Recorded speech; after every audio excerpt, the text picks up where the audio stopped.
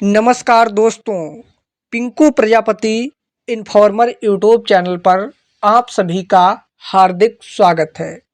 दोस्तों, उत्तर प्रदेश में ग्राम पंचायत चुनाव को लेकर तैयारियां शुरू हो चुकी हैं, लेकिन उनमें से आपका सबसे बड़ा क्वेश्चन है कि आखिर उत्तर प्रदेश में पंचायत चुनाव कब होंगे। सबसे पहले हम क्लियर करने वाले हैं कि यूपी में पंचायत के चुनाव कब होंगे। साथ ही साथ कुछ नए प्रत्याशी इस बार चुनाव में आना चाहते हैं। नए प्रत्याशी प्रधानी का चुनाव लड़ना चाहते हैं, बीडीसी का चुनाव लड़ना चाहते हैं, या फिर जिला पंचायत सदस्य का चुनाव लड़ना चाहते हैं, या फिर ब्लॉक प्रमुखी का चुनाव लड़ना चाहते हैं। उन सभी के लिए नए नियम इस बार जारी कर दिए गए हैं। बड़े बदलाव हुए हैं। पंचायती राज विभाग के द्वारा पूरी जानकारी को इस वीडियो में आप सभी लोगों के समक्ष रखने वाले हैं।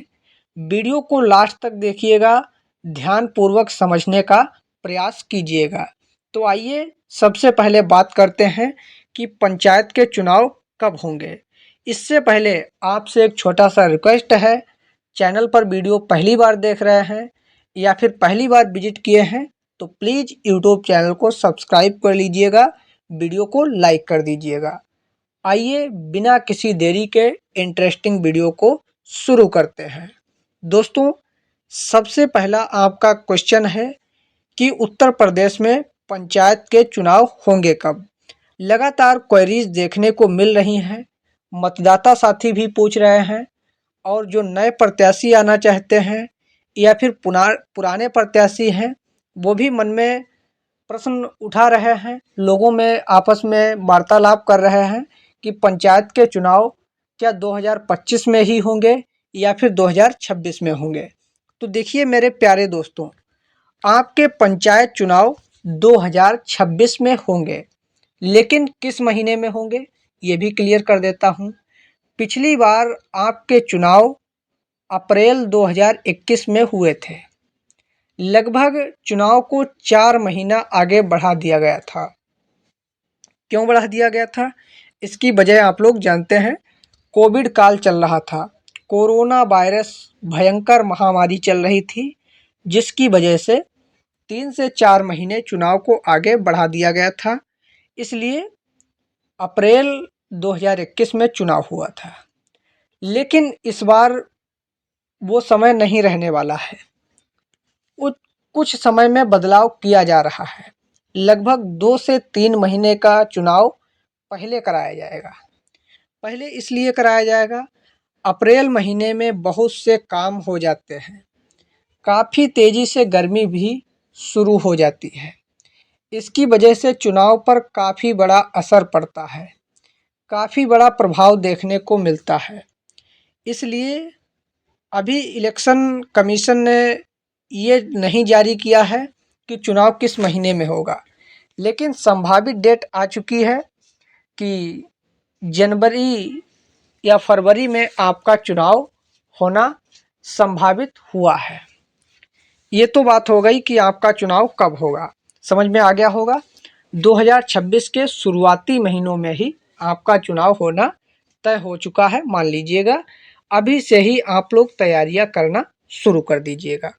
आपके पास लगभग 6 महीने का ही समय बचा है, बाकी जो कुछ भी महीने बचे हैं वो तो नाम मात्र के हैं। इसके बाद में जो न्यू प्रत्याशी इस बार चुनाव में आना चाहते हैं, वो लोग पूछ रहे होंगे कि भाई चुनाव लड़ने के लिए क्या क्या ज़रूरी होता है, क्या क्या डॉक्यूमेंट्स लगते हैं, क्या क्या योग्यता लगती है, कैसे क्या हमको चुनाव लड़ना है, क्या हम जीत पाएंगे या फिर नहीं।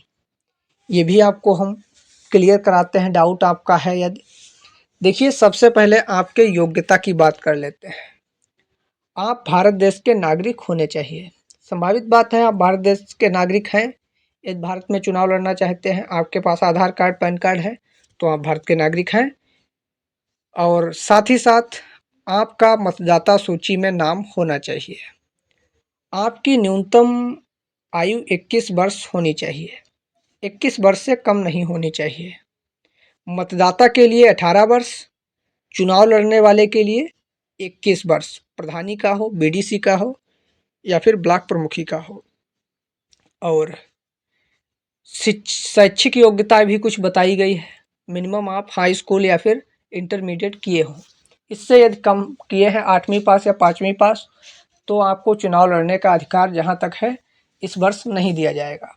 अशिक्षित लोगों को चुनाव लड़ने से वंचित रखा जाएगा, क्योंकि जब आप अशिक्षित हैं तो आगे कार्यकाल सही से नहीं चला पाएंगे। और बात आती है कि चुनाव को जीतेंगे कैसे। तो भैया चुनाव जीतने की बात अलग की है, आपको करनी पड़ेगी तैयारी।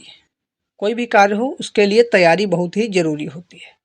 तो आपको तैयारी ये करनी है, अभी से ही लोगों से तालमेल बनाना सीखिए, अच्छे से व्यवहार, लोगों के साथ खान पान, लोगों की मदद करना, लोगों को प्रणाम करना, आर्थिक मदद करना, हेल्पिंग मदद करना। जिस प्रकार से आप चाहें अपने मतदाता को अपनी ओर खींचें, उसके कामों में आइए, बिगड़ते हुए काम में साथ दीजिए। इसी प्रकार से मतदाता आपकी ओर आकर्षित होगा।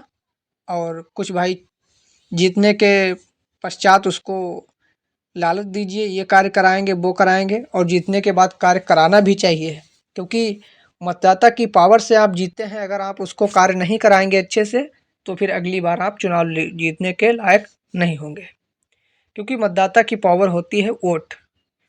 वोट ही पावर है हम लोगों की। तो ये आपका चुनाव जीतने का ट्रिक है। इसी माध्यम से आप लोग चुनाव लड़िएगा। कोई भी डाउट हो तो वह कमेंट बॉक्स के माध्यम से पूछ सकते हैं। तब तक के लिए धन्यवाद।